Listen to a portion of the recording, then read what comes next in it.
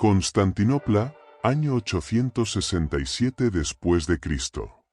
En el sagrado palacio de Bucoleón, un hombre se arrodilla ante el joven emperador Basilio I. Este hombre no puede engendrar hijos, su voz es un susurro agudo, su cuerpo carece de la virilidad que la sociedad bizantina idolatra. Pero en sus manos sostiene el destino del Imperio Romano de Oriente. Es Focio, patriarca de Constantinopla, y es un eunuco. A su lado, otro hombre de semblante afeminado, Basilio Lecapenos, maneja las finanzas del estado más rico del mundo. Ambos representan la paradoja más poderosa de Bizancio. Aquellos a quienes la sociedad consideraba hombres incompletos fueron, durante siglos, los verdaderos arquitectos del poder imperial. Olvida todo lo que cree saber sobre la castración como simple crueldad o mutilación. En el mundo bizantino, la emasculación no era solo una desgracia, era, en muchos casos, un pasaporte hacia el poder absoluto. Mientras los hombres completos competían por el trono asesinándose unos a otros, los eunucos, incapaces de fundar dinastías, se convirtieron en los consejeros más confiables, los generales más leales y los administradores más eficientes. Gobernaron desde las sombras del gineceo imperial, manejaron ejércitos que defendían fronteras de 5.000 kilómetros y acumularon fortunas que hacían palidecer a los nobles más antiguos. Bienvenidos al quinto y escalofriante episodio de nuestra serie en Explora la Historia Oculta. Hoy nos adentramos en el corazón del imperio que sobrevivió 1000 años después de la caída de Roma, para descubrir una élite de poder única en la historia, los hombres que, al perder lo que supuestamente los definía como hombres, ganaron las llaves de un imperio. Para entender el fenómeno del eunuco bizantino, debemos comprender primero la neurosis central del poder imperial, la sucesión. En una monarquía hereditaria, cualquier hombre con ambición y testículos era una potencial amenaza. Podía conspirar, rebelarse o fundar una dinastía rival. Pero un eunuco era biológicamente seguro. Nunca podría sentar a su propio hijo en el trono de oro. Esta seguridad anatómica los convertía en los únicos hombres a quienes los emperadores podían confiar acceso total, a la emperatriz en el gineceo, a los hijos imperiales, al tesoro y a los secretos de Estado. Pero no todos los eunucos eran iguales. Existía una jerarquía precisa, casi una carrera eunucal. En la base estaban los espadones, castrados después de la pubertad, que conservaban voz grave y algunos rasgos masculinos.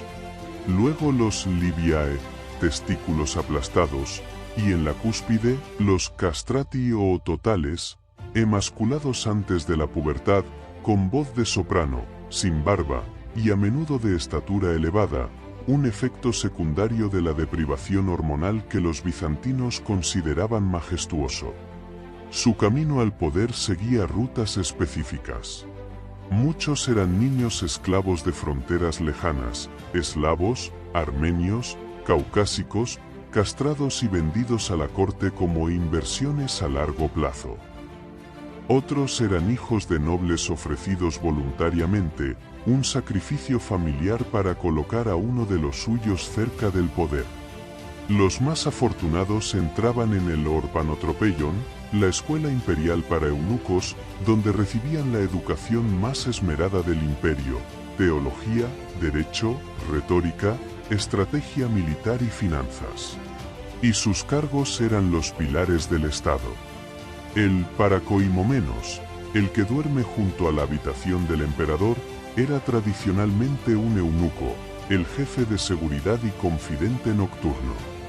El protovestiarios administraba el guardarropa imperial, lo que significaba controlar un presupuesto mayor que el de muchos ejércitos. El praepositus sacri cubiculi, gran chambelán, controlaba el acceso al emperador, el filtro de todo poder.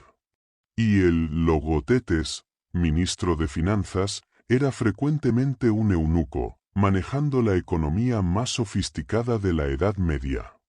Pero quizás el caso más extraordinario fue el de Narsés.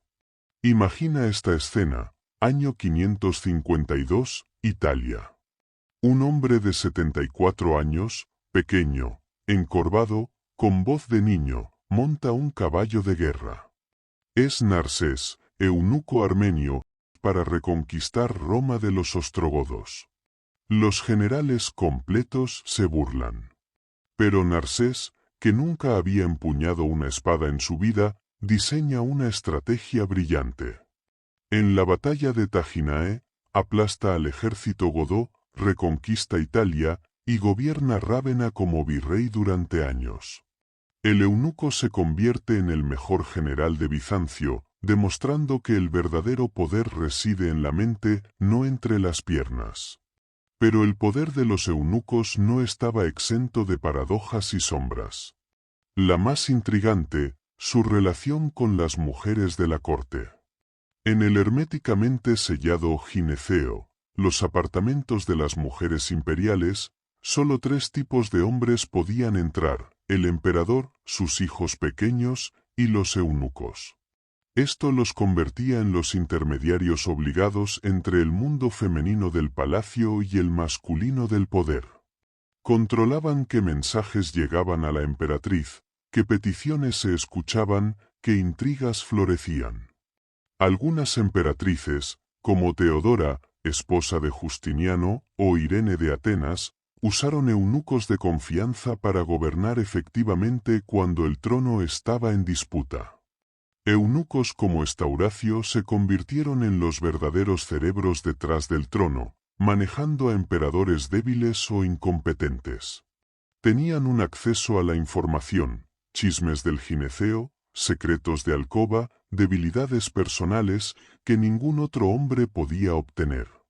Esto generaba resentimientos feroces. La aristocracia militar bizantina, los strategoi, generales, de bigote grueso y voz potente, despreciaba a los medio hombres que les daban órdenes desde Constantinopla.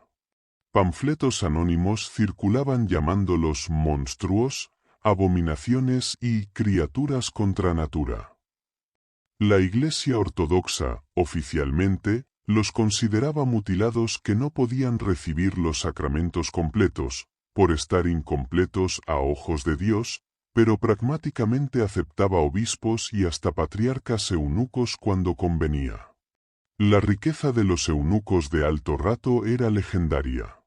Juan el Orfanotrófico, eunuco ministro de finanzas en el siglo XI, poseía tanto oro que cuando fue arrestado, se necesitaron 100 mulas para transportar su tesoro personal. Construyeron monasterios suntuosos, iglesias como la de San Salvador en Chora, con sus mosaicos que aún deslumbran en Estambul, y palacios que rivalizaban con el imperial. Eran mecenas de las artes, protectores de la educación, y filántropos en una escala que pocos nobles podían igualar. Todo sistema de poder contiene las semillas de su propia destrucción.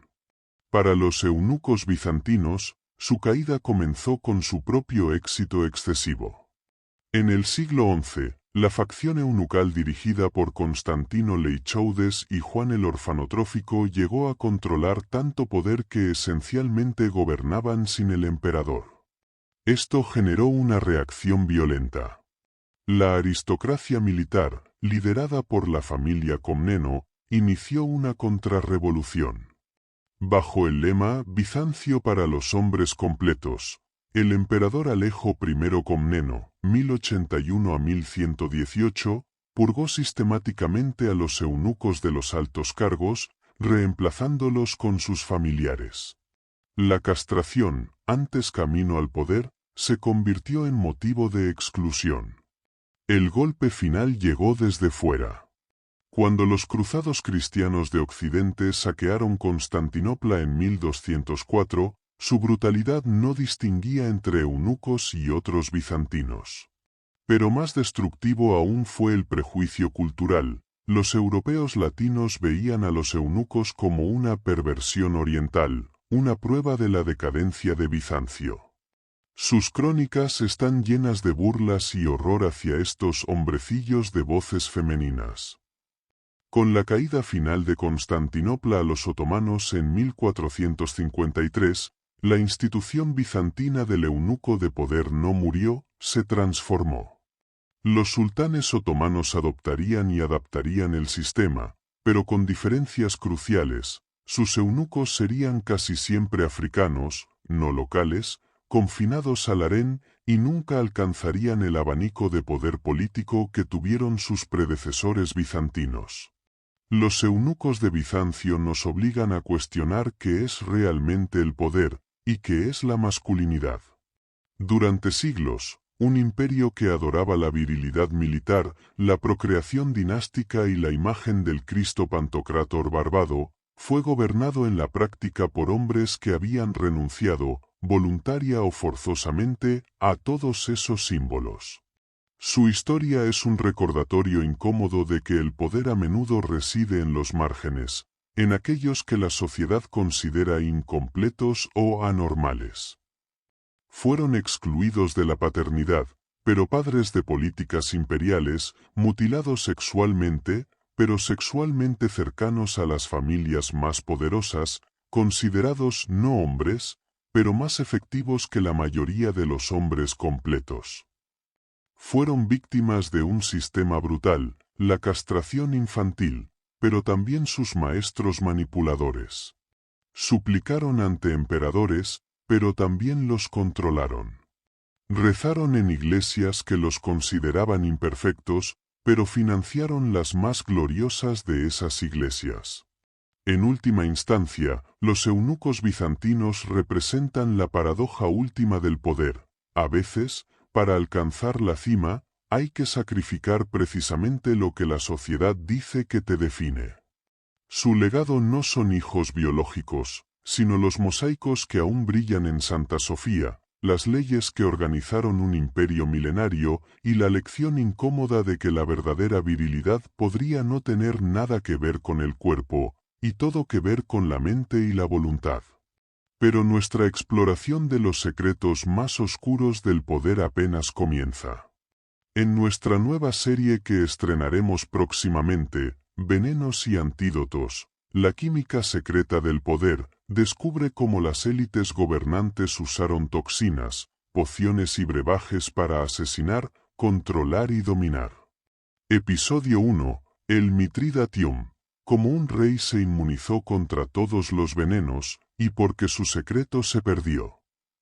¿Existió realmente un antídoto universal? ¿Cómo preparaban los asesinos sus mezclas indetectables? ¿Y por qué los Borgia no fueron los primeros, ni los más ingeniosos? Esto es la Explora la Historia Oculta.